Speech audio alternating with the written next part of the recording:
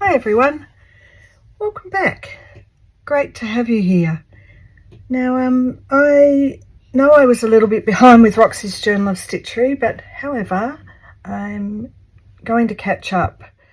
So I was researching and I found a few pictures by Leonardo da Vinci, and I thought I was actually emulating Leonardo, and I've had to do a voiceover here because I had it completely wrong. This was a picture I found on Pinterest, and it wasn't cited who it was by, but I loved the composition. So I chose that thinking it was Leonardo da Vinci at the time, but I've got a few more photos that I've taken out, and I'm going to compose a piece from all these bits and pieces. So thanks to Christine for mentioning this from Create and Craft with Christine, and she was quoting the collage quilter. So the collage quilter does a lot of the steamer seam. So it's just, if you haven't seen it already, it's a pretty fabulous product. It's got the backing and some paper. And if you take this layer, that's sticky. You can put your material onto that. So here's some material I've got it on. So you can see that backing's still on there. I've got a pile of material actually that I've been using. And then you just really cut out the shapes you want. Here's my I've done quite a bit already. And then you would just take that bit of backing off. It actually comes off quite easily, and place your piece down and then iron or steam it on so as it stays stuck on. So where I'm up to, there's my book. I've done the background. I've got all the background laid down, and I've got the pomegranates laid down in quilted kind of fashion. And this bit of paper or material that is under the pomegranate is what I've been working on stitching down. So I've had creative license here, of course, as you do, because it's not a complete and utter copy. The only copy is the composition. So I've got a little bit of this is the dyed cheesecloth from the last month's pouch, because I figure I might as well use some of the spare things, the spare bits and pieces. And I've got most of this down. And one of the things that the lady recommends for the steamer seam on the collage quilter is that it's quite good for putting a needle through, because it doesn't make the needle all sticky. So that's pretty fabulous. So my plan is to stitch around the pomegranates. I'm going to decide whether or not I want to do a big collage background or just have one big bit of material.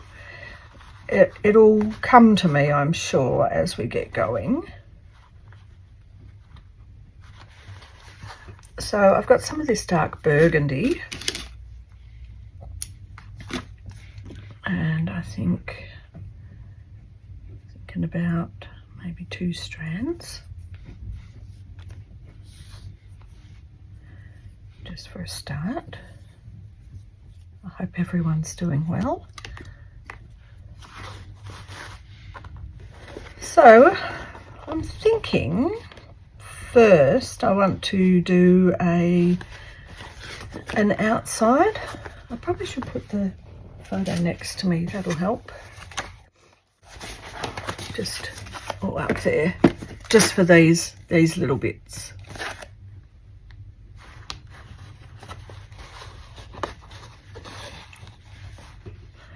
So it's not too hard to stitch through this Matilda's printable, and you know, it's not too hard to stitch through the applique as well. I noticed that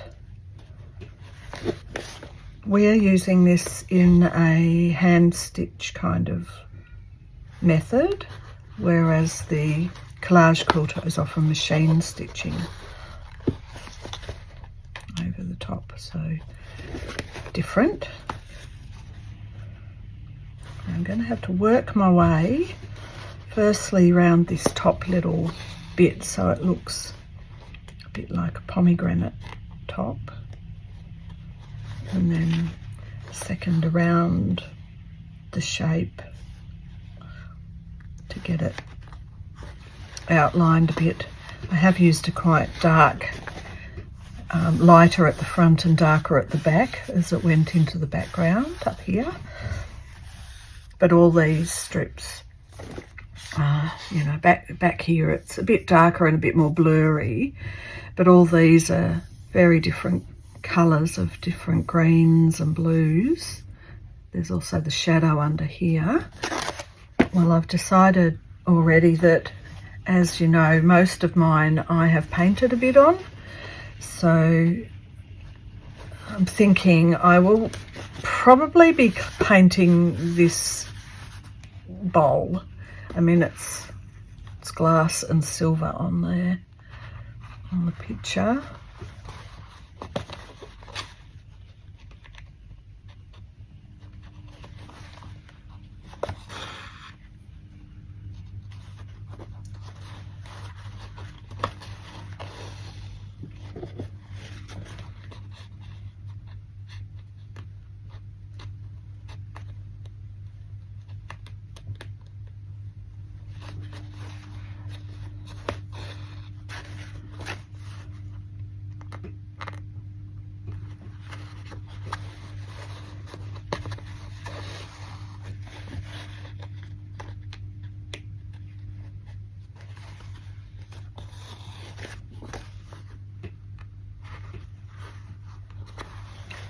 I also think I'd like to build up a bit of texture as well on here, so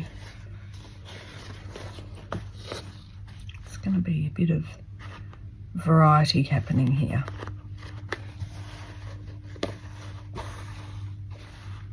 And I'll be getting in a few more colours into it, just layering up over the top here. Then I'll be able to get started on the next prompt.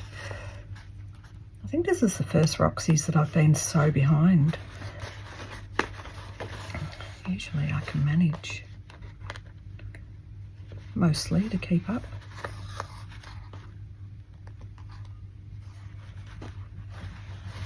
I notice that the collage quilter often uses the freeform foot on the sewing machine, so she can just move around and create whatever shapes to get all her pieces down. And yeah, that works really well. So something I learned was that all of these are cotton. They're all cottons. So when you're steaming it all down, it's all uniform, but this one little bit here was a silky satin that required a lower heat setting on the iron, and so I kind of learned that could be an issue if you wanted to try it yourself. Anyway, this is sort of what I'm going to be doing, and I'll be, I guess, coming back in a day or so after I've done some more. This might take a while. I'll be back. Okay, I'm back.